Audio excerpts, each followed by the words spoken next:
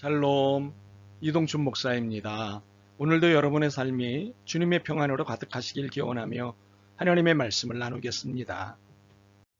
오늘 주시는 말씀은 요한복음 2장 1절에서 11절 말씀입니다. 이 말씀 중에 10절에서 12절을 읽겠습니다. 말하되 사람마다 먼저 좋은 포도주를 내고 취한 후에 낮은 것을 내거늘 그대는 지금까지 좋은 포도주를 두었도다 하니라. 예수께서 이 첫 표적을 갈릴리 가나에서 행하여 그의 영광을 나타내심에 제자들이 그를 믿으니라. 그 후에 예수께서 그 어머니와 형제들과 제자들과 함께 가버나움으로 내려가셨으나 거기서 여러 날 계시지는 아니하시니라. 아멘. 요한복음 2장 1절에서부터 11절 말씀을 본문으로 베스트 오브 베스트라는 제목으로 요한복음 8번째 시간의 말씀을 나누도록 하겠습니다. 유튜브가 가져온 혁명을 알고 계실 것입니다. 1인 미디어 방송 시대를 가져온 것이지요. 기존의 미디어 방송은 다자에 의해서만 가능했습니다. 이런 공식을 여지없이 허문 것이 유튜브입니다. 혼자서 촬영도 하고 편집도 하고 방송도 가능하도록 만들었습니다. 더욱이 유튜브 혁명은 미디어의 혁명이 아닌 유통의 혁명을 가져왔습니다. 좋아요 조회수와 구독자 수, 댓글 수, 그리고 시청자들의 광고 시청 시간 길이 등을 알고리즘에 의해 종합하여 수익이 발생하기 때문입니다. 예컨대 구독자가 100만 명이 넘으면 월 수입이 수천만 원을 상회한다고 하지요. 요한복음에서 가장 많은 조회수와 구독자 수, 그리고 댓글 수를 가진 본문을 꼽아보라면 지금 읽은 본문이 아닐까 싶습니다. 특히 술꾼들에게 가장 높은 좋아요를 받는 본문일 것입니다. 그런데 과연 이 사건은 술꾼들을 위해 마련하신 사건일까요? 위로는 되겠지만 과연 요한복음을 읽다 보면 사건과 사건, 이야기와 이야기가 이어지는 지점에 시간이 명시되어 있는 것을 볼 수 있습니다. 공부했던 본문들부터 볼까요? 1장 29절에는 이튿날, 35절에도 또 이튿날, 43절에도 이튿날이라는 시간이 명시되어 있습니다. 오늘 본문인 2장 1절도 그렇습니다. 사흘째 되던 날에 1장에서 보는 이튿날은 그 다음 날이라는 것으로 보입니다. 이의가 없을 것 같습니다. 그렇다면 오늘 본문의 사흘째 되던 날의 시간에 대해서는 앞의 사건인 예수님과 나다나엘이 만난 후 사흘 뒤라는 말로 이해해야 합니다. 그런데 이 시간에 대해서는 여러 의견이 있습니다. 하나는 예수님의 공생의 시각으로부터 사흘이라는 의견이 있습니다.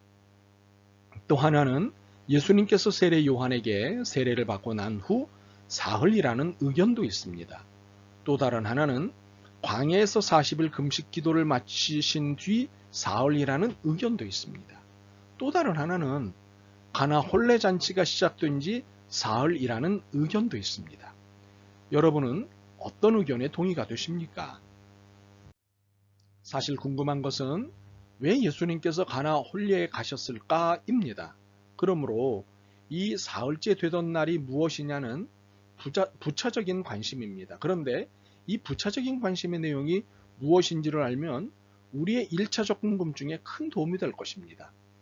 연구자들에 의하면 이 사흘은 앞의 사건들과 연관된 사흘이 아니라 안식일과 연관된 사흘이라는 것입니다. 우리가 성경을 읽으면서 겪는 어려움 중 하나는 유대인들의 시간 개념을 이해하지 못하기 때문입니다. 유대인들은 요일을 말할 때 월요일, 화요일, 수요일과 같은 표현을 사용하지 않습니다. 이런 표현들은 우상숭배를 통해 만들어진 것이라고 보기 때문입니다.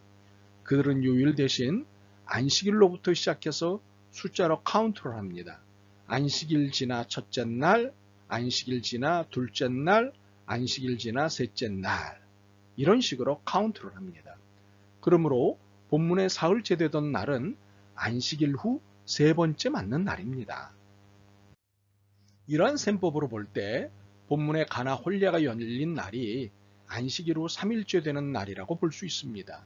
그런데 단순히 그렇구나 하고 지나가기에는 안식 후 세 번째 날이 갖는 의미가 깊습니다. 유대인들의 혼례 풍습은 안식일 후 세 번째 날 하는 것이 전통적이기 때문입니다. 이 날을 축복받은 날로 생각하기 때문입니다. 이 전통은 하나님의 창조 사건에 기인합니다. 창세기에 보시면 사흘째 되는 날에 하나님께서 보시기에 좋았더라는 표현이 두 번이나 나옵니다. 다른 창조 날에는 한 번밖에 없는데 사흘째는 두 번이나 나옵니다. 바로 이것을 근거로 안식일 후 세 번째 날, 즉 화요일이 축복받은 날이라고 보는 것입니다. 그래서 지금도 이런 풍습과 전통이 이어진다고 합니다. 그러므로 예수님께서 가나 혼례가 시작되고 난 3일 뒤에 방문하셨다는 것보다는 혼례 당일날 가신 것으로 읽는 것이 상식적이 됩니다.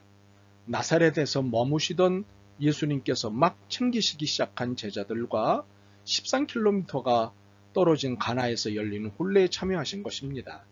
동행한 제자들은 빌립과 요한이거나 이들이 포함된 것으로 보입니다. 그런데 본문은 시간과 장소를 이처럼 제법 구체적으로 명시하고 있는데 그 이유가 무엇일까요? 이것은 그리스도의 표적이 비유나 상징과 같은 문학적 요소가 아니라 역사적 사건이라는 것을 확실하게 하기 위해서입니다. 예수님의 표적이 허위가 아닌 분명한 시간과 장소를 갖고 있는 역사적 표적을 강조하기 위함이지요. 사실에 근거한 진리임을 설명한 것입니다. 또한 본문에서 주목할 것이 있습니다. 이적이라는 헬라어 용어 듀나미스와 세메이온입니다. 그런데 요한복음은 다른 복음서들과는 달리 세메이온을 사용하고 있습니다. 무슨 차이일까요? 듀나미스는 능력 있는 행동이란 뜻입니다. 이적들은 자연의 법칙으로 설명될 수 없고 오직 하나님의 능력으로만 설명될 수 있는 사건들이라는 것입니다. 한편 세메이온은 그 기적을 행하는 사람이 진짜 하나님의 사자라는 것을 보여주는 이적들을 가리킵니다. 가나 혼례는 요한복음에 등장하는 7표적 중 첫 번째 표적입니다. 그런데 요한복음이 이 사건을 소개하면서 사용한 헬라어가 세메이온입니다. 이것의 의도는 이 표적의 주인공은 순종한 하인도 도움을 요청한 어머니 마리아도 아닌 예수 그리스도라는 사실을 드러내고 싶었던 것입니다. 더 나아가 이 사건을 소개하는 목적이 단순히 물로 포도주를 만드시는 표적, 기적을 보여주시려는 것이 아니라 피 흘려 이 세상을 구원하시는 메시아의 영광을 드러내는 데 있었습니다. 이렇게 요한복음의 의도가 예수님의 그리스도, 즉 신성을 밝히 드러내는 데 있었다면 우리가 본문을 읽는 태도 또한 이러한 관점으로 읽어야 합니다. 이러한 관점으로 읽으면 예수님이 어머니에게 내던진 말투의 문제가 이해될 수 있습니다. 페류나 혹은 싸가지 없는 녀석들이나 내던질 만한 말투를 이해할 수 있습니다. 2절에서 4절을 봅니다. 예수와 그 제자들로 혼례의 청함을 받았더니 포도주가 떨어진지라 예수의 어머니가 예수에게 이르되 저들에게 포도주가 없다 하니 예수께서 이르시되 여자여 나와 무슨 상관이 있나이까 내 때가 아직 이르지 아니하였나이다. 세상에 여자여 나와 무슨 상관이 있나이까 라는 말투는 특히 유교권에 있는 우리는 용납하기 어렵습니다. 이것은 폐륜화이거나 싸가지입니다. 그런데 성경은 당당합니다. 이유가 무엇일까요? 이 사건의 목적은 예수 그리스도임을 보여주는 것이기 때문입니다. 그런데 여러분, 곧 반전이 일어나지 않습니까? 나와 무슨 상관이 있느냐고 말은 했지만 어머니의 청을 들여드렸고 연회장의 당혹감을 해결해 주었지 않습니까? 6절 이하에 보면 두세 통 드는 돌 항아리 6개에 물을 붓게 하고는 이를 모두 포도주로 바꿔주십니다. 연구자들에 의하면 돌 항아리는 80에서 120리터의 물이 들어갈 수 있는 항아리였답니다. 6개의 항아리였으니 대략 150명 정도가 충분히 마실 수 있는 양이 된다는 것입니다. 참으로 엄청난 일입니다. 사람이 할 수 있는 일이 아닙니다. 이는 기적입니다. 그러므로 세메이온이라고 표현한 것이고 예수는 어머니에게 여자여라고 표현할 수 있었던 것입니다. 그러므로 이 자리에서의 예수님과 마리아의 대화는 신과 인간의 대화였던 것입니다. 폐류나 싸가지의 태도가 아니었습니다. 그런데 사실 이 부탁은 시기적으로 어머니 마리아가 잘못한 일이었습니다. 내 때가 아직 이르지 아니하였나이다. 예수님은 아직 자신의 신성을 공개적으로 드러낼 때가 되지 않았다고 하셨습니다. 그런데 이렇게 이야기했음에도 불구하고 어머니는 5절을 말씀한 것입니다. 그의 어머니가 하인들에게 이르되 너희에게 무슨 말씀을 하시든지 그대로 하라 하니라. 예수님은 이러한 어머니를 보며 무슨 생각을 하셨을까요? 여러분 같으면 어땠을 것 같습니까? 답은 7절과 8절에 있습니다. 참으로 자신의 입장보다 어머니가 민망하지 않으시도록 입장 정리를 하셨다는 것입니다. 그러니 예수님은 페루나도 싸가지도 아닌 것이 증명됩니다. 신으로도 사람으로도 다 충실하셨다는 것을 볼 수 있습니다. 완전한 분이십니다. 우리는 이 완전하신 분께서 내주신 포도주가 얼마나 대단한 포도주였던가를 알아야 합니다. 9절에서 10절입니다. 연회장은 물로 된 포도주를 맛보고도 어디서 났는지 알지 못하되 물도온 하인들은 알더라. 연회장이 신랑을 불러 말하되 사람마다 먼저 좋은 포도주를 내고 취한 후에 낮은 것을 내거늘 그대는 지금까지 좋은 포도주를 두었도다 하니라. 최고의 포도주를 주신 것입니다. 귀양에 베푸시는 은혜, 베스트로 제공하셨다는 것입니다. 보통이 아닌 최고로 말입니다. 참으로 우리에게 베푸시는 은혜는 베스트, 아니 베스트 오브 베스트이십니다. 주님의 표적은 그 누구도 따를 수 없는 베스트 오브 베스트입니다. 이렇게 주님은 우리에게 베스트 오브 베스트로서 베스트 오브 베스트를 주시는 분이십니다.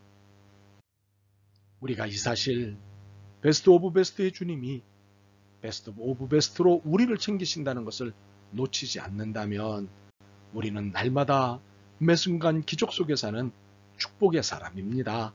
아멘. 주님, 최고 중 최고의 은혜로 매일 매 순간 부어주심을 다시 깨닫습니다. 고맙습니다.